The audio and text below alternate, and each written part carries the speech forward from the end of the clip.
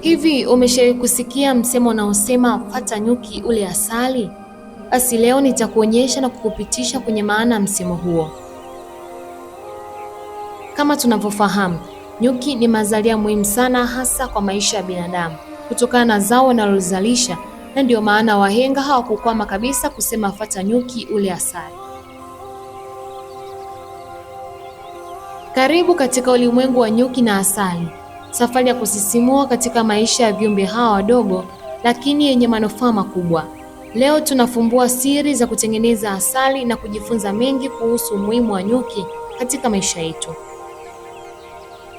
Lakini kabla ya yote, tungeanza kuangalia hatua muhimu za kutengeneza makazi ya viumbe hawa, yaani mizinga. Kutengeneza mzinga wa nyuki, hasa mzinga wa kisasa, unahitaji umakini sana katika vipimo ili nyuki wapate nafasi sahihi ya kufanya kazi. Mzinga wa mbao ndio unatumika zaidi kwa sababu unahimili hali ya hewa. Hapa ni matumizi sahihi ya mbao za kisasa zenye uwezo wa kuhimili vipindi vyote, lakini pia wataalamu wanashauri matumizi ya mbao aina ya mninga, mkaratusi au msonobari kwa ajili ya kuimarisha makazi ya viumbe hawa aina ya nyuki. Uchaguzi wa miti wa kuweka mizinga ni muhimu sana, kwani mti hutoa ulinzi, kimvuli na kinga ya upepo, na pia hutumika kama chanzo cha chakula. Hapa kuna mambo ya kuzingatia na aina ya miti inayofaa zaidi. Nyuki hupendelea miti inayotoa maua kwa wingi. Ikiwa unaweka mzinga kwenye miti hii, nyuki watatumia nishati kidogo kutafuta chakula. Kwanza ni parachichi. Huu ni mti mzuri sana kwa kuweka mzinga kwa sababu una kimvuli kizuri na maua yake yanapendwa sana na nyuki. Pili, migunga. Hii ni miti asilia inayopatikana maeneo mengi Tanzania kama Singida, Tabora na Dodoma. Asali inayotokana na maua ya migunga ina soko kubwa na ubora wa hali ya juu sana. Tatu, mikaratusi. Mikaratusi inatoa maua kwa muda mrefu, jambo linalosaidia nyuki kupata chakula hata wakati wa kiangazi. Nne, misambara. Misambara inatoa maua na matunda ambayo nyuki hupenda. Sio kila mti unafaa. Mti mzuri unapaswa kuwa na sifa zifuatazo. Moja, kimvuli cha kutosha. Nyuki hawapendi joto kali. Mti wenye majani mengi husaidia kupoza mzinga. Mbili, matawi imara.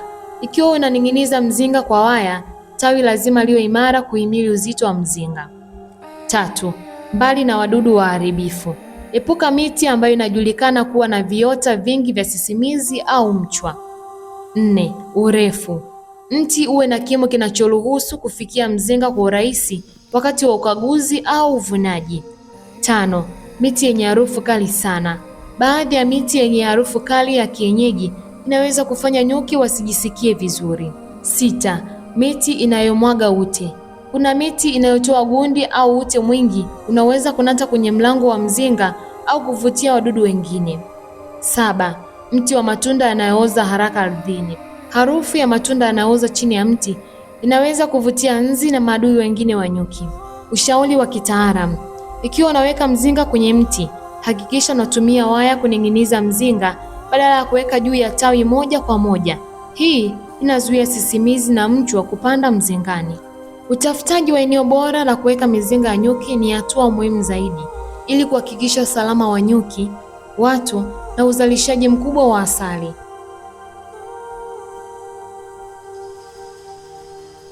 Nchini Tanzania, vigezo vya kitaalamu vinazingatiwa ni pamoja na vyanzo vya chakula na maji.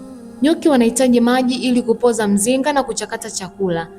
Eneo liwe karibu na chanzo cha maji safi kama mto au bwawa, ndani ya umbali usiozidi mita 500 hadi kilomita 1.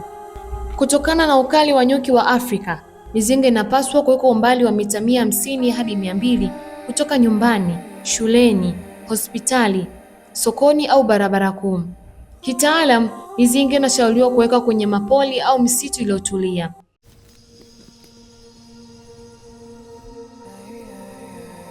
Uvunaji wa asali ni hatua kusisimua zaidi katika ufugaji wa nyuki, lakini inahitaji umakini mkubwa ili kulinda ubora wa asali na usalama wa nyuki pamoja na mbeba asali. Muda sahihi wa kuvuna. Kwa kawaida uvunaji hufanyika mwishoni mwa msimu wa maua. Kwa Tanzania mara nyingi ni kuanzia mwezi Mei, Julai na Novemba. Inashauriwa kuvuna asubuhi na mapema kabla jua halijawa kali au jioni sana. Hii inasaidia kupunguza ukali wa nyuki. Uchakataji wa asali ni hatua ya kutenganisha asali safi kutoka kwenye masenga ya nta baada ya kuvuna. Lengo kuu ni kupata asali yenye ubora, isiyo na uchafu, inayodumu kwa muda mrefu bila kuchacha. Hapa kuna hatua kuu za uchakataji kulingana na aina ya mzinga unaotumia.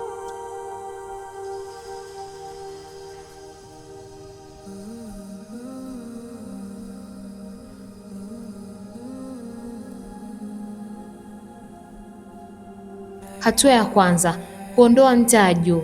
Ikiwa masenga yamefunikwa na nta, tumia kisu kisafi chenye ncha kali kukwangua ile safu nyembamba ya nta ili asali iweze kutoka. Hatua ya pili, kuponda masenga.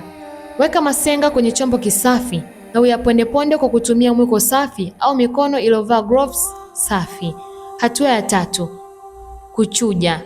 Tandaza kitambaa safi chenye matundu madogo sana kama neti ya mbu au kitambaa cha shati juu ya ndoo nyingine safi. Mimina masenga iliyopondwa juu ya kitambaa hicho na uyaache jichuje yenyewe kwa masaa 12 hadi 24.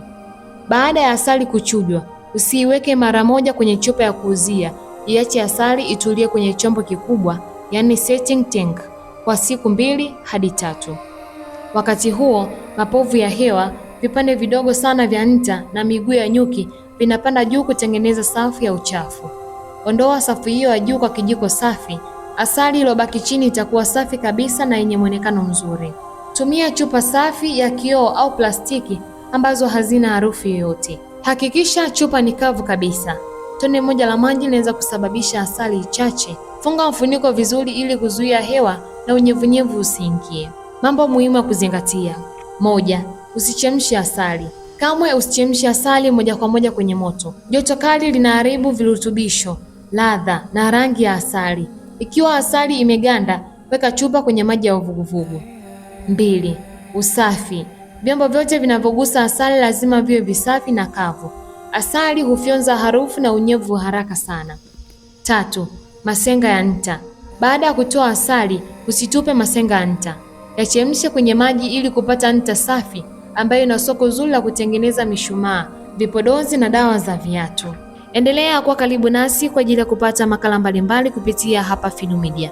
Kwa niaba ya wote walioshiriki kuandalia makala hii, langu jina ni Hadiza Chiwaligo na hii ni Finumedia.